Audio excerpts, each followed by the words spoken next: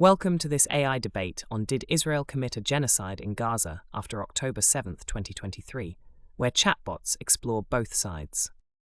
We'll begin with opening statements from Genocide-Occurred and No-Genocide. Now, genocide occurred. Imagine a neighborhood emptied, not because its residents chose to leave, but because water, fuel, and food were cut off, and the buildings that protected them were repeatedly struck. That story of coerced displacement is the lived reality for many Gazans since October 7, 2023. Under the 1948 Genocide Convention, genocide is defined by a set of prohibited acts committed with the specific intent to destroy, in whole or in part, a national, ethnical, racial, or religious group. A mens rea the jurisprudence calls Dolus Specialis. International courts have made clear that proving that specific intent does not always require an explicit written order. Instead, tribunals may infer intent from a consistent pattern of conduct, official policy, and the predictable destructive outcomes that flow from them.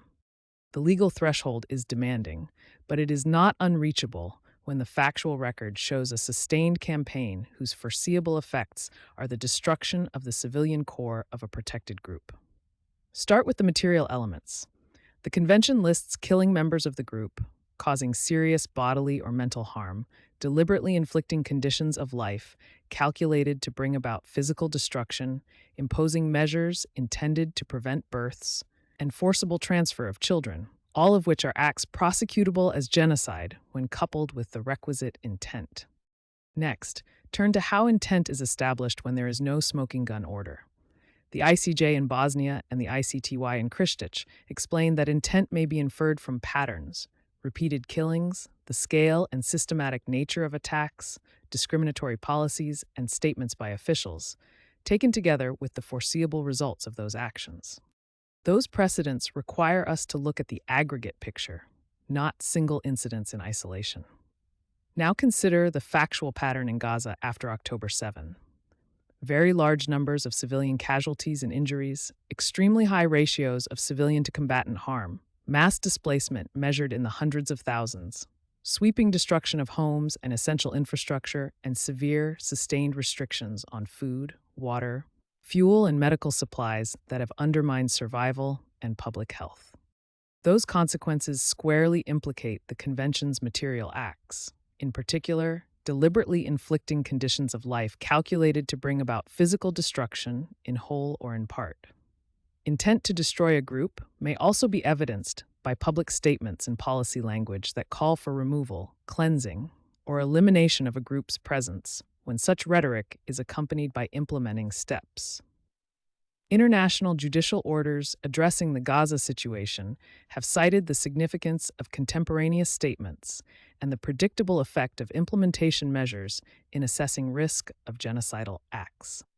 The sustained targeting of civilian infrastructure, hospitals, schools, refugee camps, and water and sanitation systems, across operations that civilians could not reasonably avoid, demonstrates a pattern that goes beyond unavoidable collateral damage and supports an inference of either intent or at least criminal recklessness to the survival of the group. Anticipating the central defenses, invoking self-defense or the presence of fighters embedded among civilians does not immunize a state from liability where its policies foreseeably and systematically produce civilian destruction and deprivation. The obligation to distinguish and to take feasible precautions remains.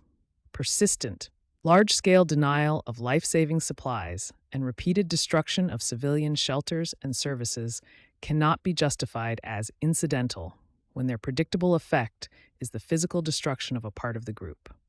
Similarly, the fact of asymmetrical warfare does not erase the need to assess whether state conduct amounted to a plan or policy whose objective or foreseeable result was the eradication, in whole or in part, of the protected population, a form of reasoning our courts have applied before. On the standard of proof, I do not equate credible findings and well-documented patterns with criminal convictions. The latter require judicial processes and the highest standards. What I assert is that the available evidence, the scale and character of civilian harm, the blockade and deprivation policies, the destruction of civilian infrastructure, and contemporaneous statements and policy indicators meets the threshold for a plausible legal finding that merits rigorous judicial investigation and, where supported by adjudication, accountability steps consistent with the Genocide Convention. If international law is to preserve any meaning, it must ensure that states cannot pursue security objectives by adopting policies that destroy the physical and social foundations of a civilian population without consequence. Now, no genocide. A respected judge once wrote that intent is the hinge on which genocide cases turn. If that hinge is missing, the label itself is a legal error, however politically powerful it may be to use it. Under the 1948 Genocide Convention, the crime is not defined by scale alone, but by a specific intent, the Dolus Specialis, to destroy, in whole or in part, a protected group. That requirement is not academic hair-splitting. It is the decisive legal threshold that separates atrocities properly described as war crimes or crimes against humanity from the uniquely grave crime of genocide. To find genocide, tribunals look for evidence that authorities intended extermination as a policy, shown through orders, plans, or a pattern of behavior that can only be explained by that purpose. High civilian death tolls, immense destruction, and harsh military measures, however appalling, do not by themselves establish that specific intent. They are relevant to the inquiry, but not dispositive of it. We must place October 7, 2023, at the center of the factual picture because it was the proximate trigger for what followed, an unprecedented, cross-border Hamas attack that killed and abducted civilians and was publicly described by many observers as an act of mass terrorism. That violent assault framed Israel's declared military objective to neutralize Hamas as an armed organization, rescue hostages, and prevent further mass casualty attacks.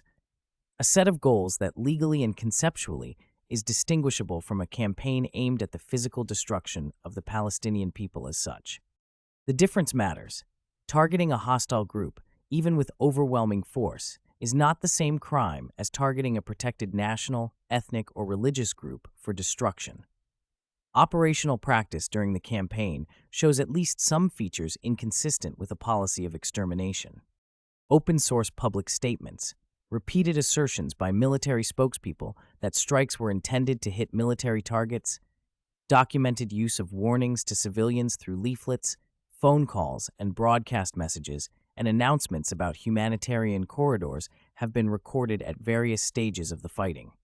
Those measures, imperfect, insufficient, and sometimes brutally ineffective, nonetheless reflect an operational posture that in theory and in pieces of practice sought to distinguish combatants from civilians rather than to annihilate a civilian population. The existence of such policies and procedures is material to the intent inquiry. If a state were pursuing extermination, we would expect pervasive, systematic orders and unambiguous conduct directed at destroying the group without regard for saving civilians. We also need to grapple honestly with why civilian suffering was so severe without leaping to the single explanation of genocidal intent. Urban warfare against militants intentionally embedded in civilian infrastructure produces catastrophic collateral harm. When fighters operate from schools, hospitals, tunnels, and residential blocks, the risks multiply for non-combatants and for attacking forces constrained by principle and law. The fog of high-intensity conflict, the difficulty of real-time proportionality judgments, and the degradation of command and control under intense pressure are alternative mechanisms that can produce mass casualties and destruction without proving a deliberate policy of group destruction. These are grim causal paths to the same humanitarian endpoint, but they are legally and morally distinct from the specific mental element genocide requires. We must also test inference against evidence. Serious allegations deserve rigorous investigation. Fact-finding missions, criminal inquiries, and judicial processes are the appropriate avenues for establishing whether individual or state responsibility meets the statute of genocide. The International Criminal Court's engagement with the situation and other ongoing probes demonstrate that accountability mechanisms are operating rather than being supplanted by categorical legal pronouncements. Notably, the absence so far of a smoking gun document or a verified explicit order instructing forces to destroy Palestinians as a group is itself probative. If genocide had been the policy, we would expect clearer documentary or testimonial manifestations of that aim. I do not minimize the suffering in Gaza, nor the plausibility of serious violations of international humanitarian and human rights law. Victims deserve justice, redress, and protection, and perpetrators must be held to account. But legality demands precision. Mixing crimes together blunts both legal clarity and moral responsibility. The evidence as it stands points to a brutal military response framed as countering a hostile armed group, together with operational failures and perhaps unlawful conduct, not to demonstrable proof that Israel acted with the specific intent to destroy Palestinians as such. Now, let's hear the first rebuttals from Genocide-Occurred and No-Genocide. Now, Genocide-Occurred. Start with the law. The 1948 Genocide Convention prescribes certain acts: killing members of a group, causing them serious bodily or mental harm, deliberately inflicting on them conditions of life calculated to bring about their physical destruction. But it places a single, decisive demand on prosecutors and judges: proof of a specific intent to destroy a protected group, in whole or in part, the so-called Dolus Specialis. Accepting that threshold is our point of seriousness, not a refuge for doubt. International tribunals have repeatedly allowed that specific intent may be proved indirectly, not only by a single written order, but by the predictable outcome of a consistent policy, corroborating rhetoric, and a pattern of operations that makes destruction the foreseeable and intended result. That is the legal aperture through which we must view what followed October 7, 2023. The fact that an attack by Hamas triggered a military response does not answer the narrower question whether the measures adopted thereafter were directed at crippling the physical existence of Palestinians as a group, rather than at neutralizing an armed organization. Scale, duration, and method matter. When a campaign produces sustained, very high civilian-to-combatant casualty ratios, when whole neighborhoods are emptied because water, fuel, and food are cut off and shelters are repeatedly struck, when mass displacement is accompanied by the systematic destruction of homes, hospitals, and schools, when access to essential humanitarian supplies is blocked or conditional, those are the very forms of conduct the Convention lists. Warnings that instruct people to evacuate are not an automatic exoneration if no safe routes, shelter, fuel, or aid follow. In context, such warnings can function as tools of coerced displacement when combined with blockades and destruction. The absence of a single smoking gun directive ordering extermination is not dispositive.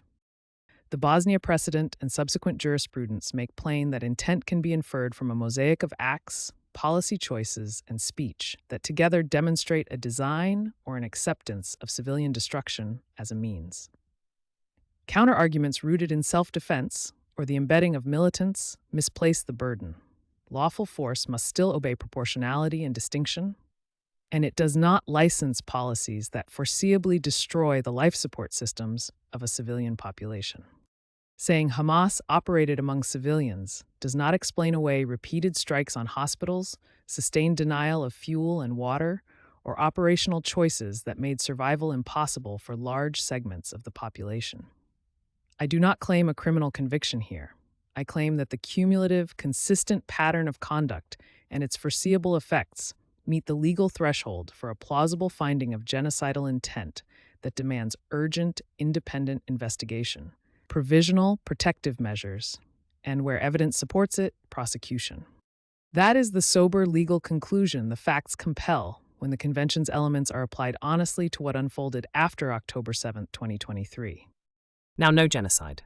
Start with the law. Under the 1948 Genocide Convention, the defining feature of genocide is not simply massive death or destruction, but a particular mental element, Dolus Specialis, the specific intent to destroy a protected group, in whole or in part. That is a high bar because it separates catastrophic violence that may be criminal from the uniquely grave crime of attempting to annihilate a people. The burden is to show that the actor meant extermination as policy, not merely that their actions had exterminatory effects. Now apply that standard to Gaza after October 7, 2023. The relevant context is a large-scale, unprecedented attack by an armed group that killed and abducted civilians, Israel responded with a declared military campaign to neutralize that group, recover hostages, and prevent further strikes. Context matters not to excuse unlawful conduct, but to explain motive and objective. The stated military aim was to defeat an armed organization, not to destroy Palestinians as a national, ethnic, or religious group.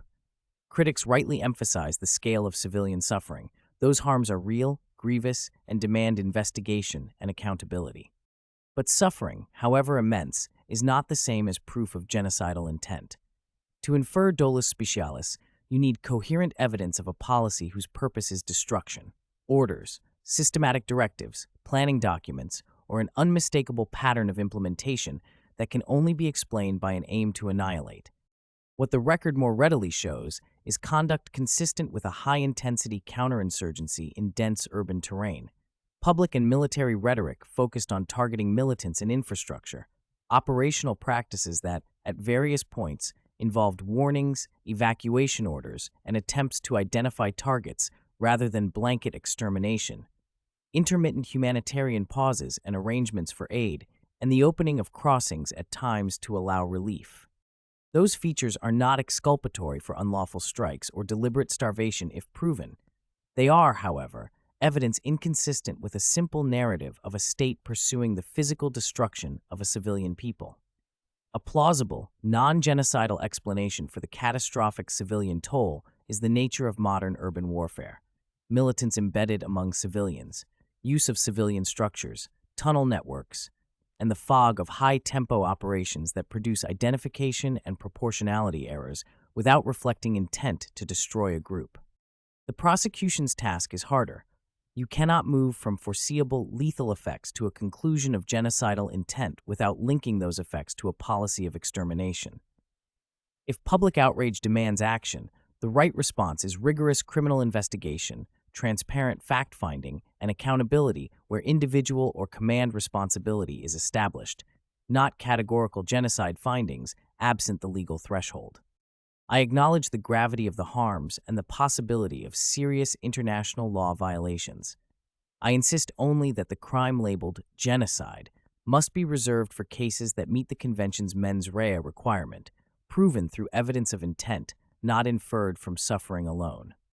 Moving on to the second rebuttals. Now genocide occurred.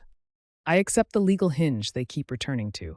Genocide under the 1948 Convention requires Dolus Specialis, a specific intent to destroy a protected group in whole or in part. That acceptance sharpens rather than weakens my case because international courts do not confine proof of intent to a single written order. They infer it from a consistent pattern of conduct, the foreseeable effects of policy choices, and corroborating public rhetoric. The October 7, 2023 attack by Hamas is the violent trigger everyone rightly notes. The narrow legal question before us is whether the measures adopted in response were directed at neutralizing an armed group or instead took on a character that aimed at destroying Palestinians as a group in whole or in part. Scale, method, and foreseeability matter. When military campaigns produce sustained, very high civilian-to-combatant casualty ratios, when neighborhoods are emptied not because people choose safety, but because water, fuel, and food are cut off and shelters and hospitals are repeatedly struck, when mass displacement is pursued alongside systematic destruction of homes, schools, and essential infrastructure, those are the very forms of conduct the Convention contemplates. Warnings to evacuate are not an automatic exoneration.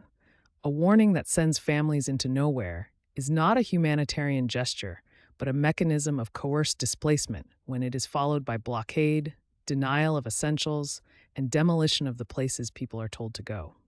Their insistence that no single smoking gun directive exists misses the point established by tribunal precedent. Intent is often seen in the Mosaic, not in a lone memo. So the right question is not whether one note said exterminate, but whether the cumulative policies and predictable outcomes demonstrate an acceptance or purpose of destroying part of the group.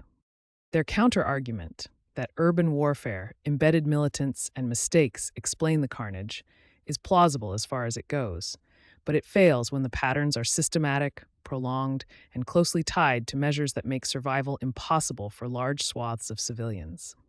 If lawful self-defense is the motive, proportionality and distinction must be honored. Repeated strikes on hospitals, sustained denial of fuel and water, and mass forced displacement are not lawful simply because a conflict exists. I concede I do not assert that a criminal conviction has yet been handed down. I do argue that the assembled pattern meets the legal standard for a plausible finding of genocidal intent that demands urgent, independent investigation. Provisional protective measures, and if evidence supports it, prosecution. My closing will press that threshold. Either we treat Dolus Specialis as a meaningful legal filter, demanding rigorous proof drawn from patterns and policy, or we allow the label of genocide to be used as a political blunt instrument or, worse, withheld where it is legally and morally warranted. The evidence assembled so far points squarely toward the former necessity. Now, no-genocide. Start with the law again. The 1948 Genocide Convention makes clear that genocide is not a label of scale but of purpose, a specific intent, Dolus Specialis, to destroy a protected group in whole or in part. That element is decisive. My opponent insists intent can be inferred from patterns and outcomes, and that is true in principle, but only where the mosaic of evidence points uniquely and overwhelmingly to destruction as the aim. We do not meet that bar here. Place the events in context. October 7, 2023 was a mass casualty attack by an armed organization that fundamentally altered Israel's threat calculus and produced a declared set of military objectives: defeat the organization, recover hostages, and prevent repeat attacks. Those objectives explain why force was concentrated and severe. They do not, on their face, translate into a policy to exterminate Palestinians as a people. Be candid about harms. Large numbers of civilians died, neighborhoods were devastated, and life-sustaining systems were disrupted. Those facts demand investigation, accountability, and remedy, but they do not equal proof of genocidal intent. Why not?